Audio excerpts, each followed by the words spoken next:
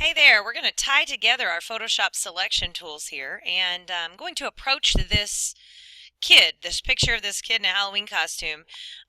Here's the thing, this is a very difficult one to select using some of your basic tools. So obviously, your lassos are an option, but I wouldn't suggest that for this particular image because we do have a lot going on.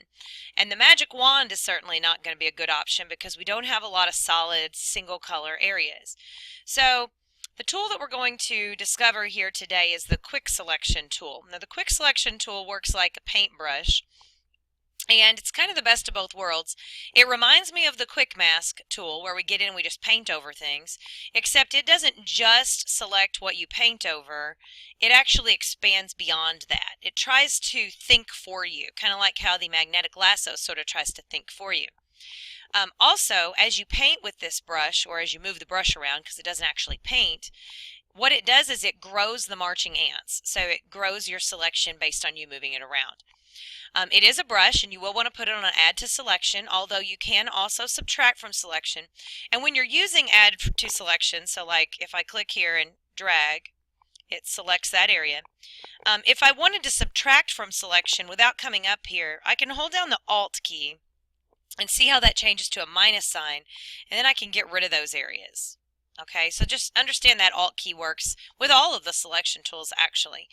Alright, so with quick selection, again, you can use your brackets to the right of the letter P on your keyboard to make it bigger or smaller.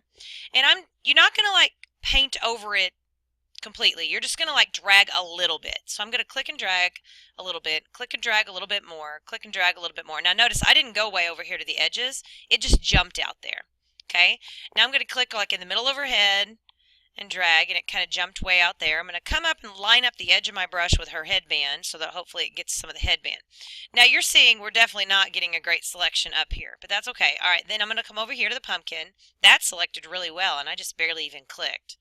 I'm going to use a smaller brush to try to get a hold of her hand, and I'm going to make it even smaller to get over here to these fingers.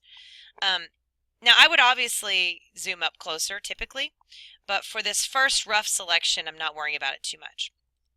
Alright, so now we have our basic selection, and it's okay. It's not great. If we were to refine edge, this is definitely not a wonderful thing. By the way, my refine edge has a feather on it here, so let me turn that feather off. Alright, so here's what we've got going on. It's not great, but we're going to fix it. Alright, so I'm going to zoom up, Control plus, and then let's get up there on the head, so we'll press spacebar to get the hand tool and come up here at the top. And then we could start addressing this on a more fine level. So I'm going to, again, use a smaller brush and come up here to get this red area. I'm just kind of clicking and dragging and letting go a little bit. To get rid of areas, I'm going to hold down Alt so it switches to a minus. I'm just kind of clicking around here, and so forth. Now, if you have some areas that won't select, again, you can switch tools. You know, you're not stuck with this tool. So I'm up here trying to get this area, but if it continues to jump over here, I could switch and use, you know, a magnetic lasso or some other tool here. All right. So it's really going to depend on the picture as to whether or not this would be a good idea for you or not. Now, I'm not going to spend a lot of time selecting this entire picture. I just want to give you kind of the general gist of it. This is just a super complicated image, so it's going to take a lot more time to select. But what I want to go over with this particular image are some of our refine edge features that are going to be really handy with this particular picture. So let me go ahead and zoom out, and I'm going to press my hand tool and come back up. I need to subtract this from selection. I'm going to go ahead and click the button this time. And I'm going to come in here and just kind of paint in the area. Again, let go every now and then. That creates a history state. If you don't let go enough, you won't be able, you'll back up like too far when you don't want to. And then I'm back to plus just to fix this up a little bit. Again, this isn't a perfect selection, and it's all right. I am going to look at it again. I'm going to refine edge. Okay, so here's kind of where we're at. I've got some areas that need some fixing. So I'm going to go over here and go ahead and click on this one. And then I'm going to pull this out. There we go. So any areas that you see that are a problem, just go back in and touch those up. All right, now finally for this one we're going to want to, and I'm not going to worry about the head for this example, I would have to go in and spend more time on that. What I am going to do is zoom up here and attack this little strap. Now here's an example of where we still want to switch tools to be the best tool. So for this type of a curved line, your magnetic lasso is probably your best tool. You're going to want to zoom up so that that's pretty much the only thing that fits here on the screen. You want to make sure it's on your plus, and you're going to click and then just drag around. Back up if it's not going, oops, too far.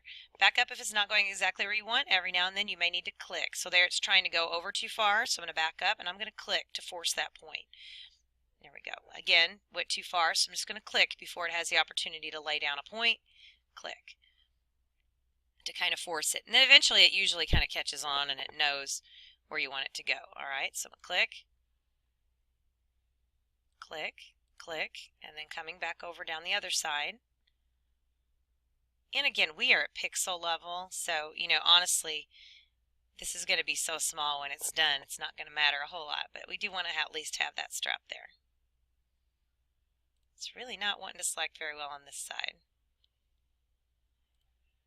All right, good enough. We'll seal up that selection. If you can't get right to the beginning, just double click, and that will take care of it. All right, let's zoom out a little bit here and take a look. Let's look at it on white so we can see. Oh, that looks great. So that's a really nice selection here on that pumpkin. All right, let's talk about this refine edge box here. Some things that we want to look at. I'm going to look at this on black, and I want to show you this refine edge brush. This is used a lot with areas that are kind of, let's call it feathery. So here there's some little wisps of feather, and we can't see them really at all on black because they're not part of the selection. But I am going to zoom up. So we got a little magnifying glass here. I'm just going to take this brush, and you can change the size if you need to, and I'm going to just paint around here. Now it's going to be weird. You're going to see the picture show up behind here. But when you let go, it tries to sort of find anything that's connected to this white. So it brings in those little wisps there.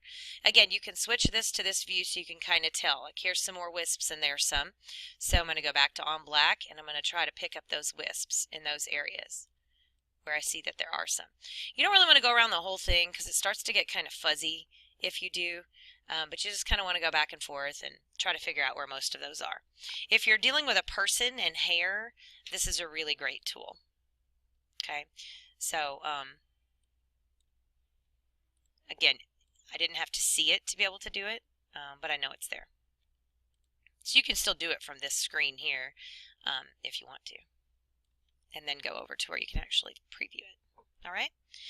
Now there's other tools here too. Smart Radius is sometimes a good one. It kind of guesses on edges.